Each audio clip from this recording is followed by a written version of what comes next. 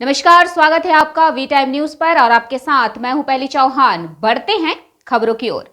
फरक्का में तृणमूल का गुटीय संघर्ष सामने आया। एक तरफ तृणमूल के प्रदेश उपाध्यक्ष मैनुल हक और दूसरी तरफ फरक्का के तृणमूल विधायक मोनिरुल इस्लाम ने कई दिन पहले मोइनुल हक साहब एनटीपीसी चौराहे पर बाजार समिति पर चर्चा करने का निर्णय लिया।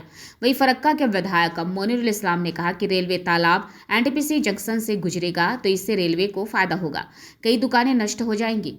इस मामले पर दोनों के बीच चुनौती यह है कि इसे नजरअंदाज नहीं किया जा सकता क्योंकि नुकसान तो होगा ही।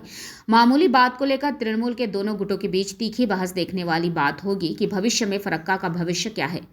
1 जनवरी को तृणमूल कांग्रेस की स्थापना दिवस मनाने के लिए तैयारी बैठक आज की तैयारी बैठक में विभिन्न दलों के लोग ममता बनर्जी के विकास से प्रेरित होकर और हमारे विधायक के काम से खुश होकर विधायक मोनिरुल इस्लाम महाशय का हाथ पकड़कर तृणमूल कांग्रेस में शामिल हुए।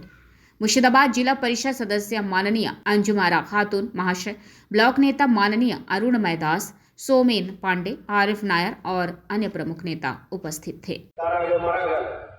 আর ইলেকট্রিক চুল্লির টাকা বেশিররা কাটারের ব্রিজের টাকা নিয়ে চলে গেল ওকে ব্লক হাসপাতাল।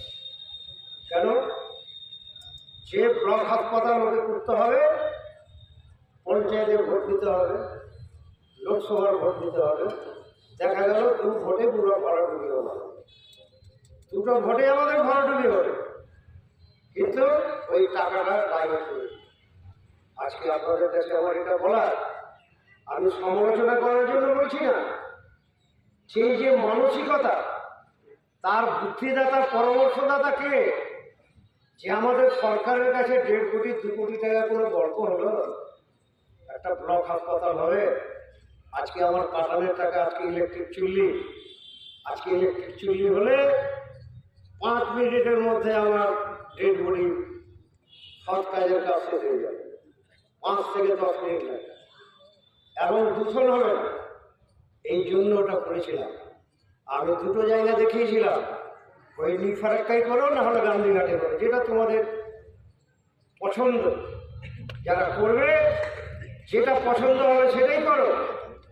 আজকে সেই টাকা ডাইভার্ট করে দেওয়া হবে ক্রেডিট নেওয়ার জন্য। দেখো, এত বছরে হয়নি, আমি করে দিলাম। আরে ব্লক হাসপাতাল আমাদের তো আছে রে ভাই, গ্রামে কি ওটা কি আছে? ওটা তো ব্লক হাসপাতাল হিসেবে টিকবে না। বলুন তো, এই আন্ডারপাসটা হলে মানুষের সুবিধা হবে না অসুবিধা হবে? আমাদের মধ্যে এগুলো লোক বলছে আমার শরীরে 1 ফোঁটা রক্ত থাকা পর্যন্ত আমি এই আন্ডারপাস করতে দিব না। আমি টাকা বলতে চাই, আপনি একদিন করেননি আর আমি করতে দিবেন না। আপনার শরীরে রক্ত বের করে পানি ভরে দিয়ে আমি আন্ডারপাস করবো,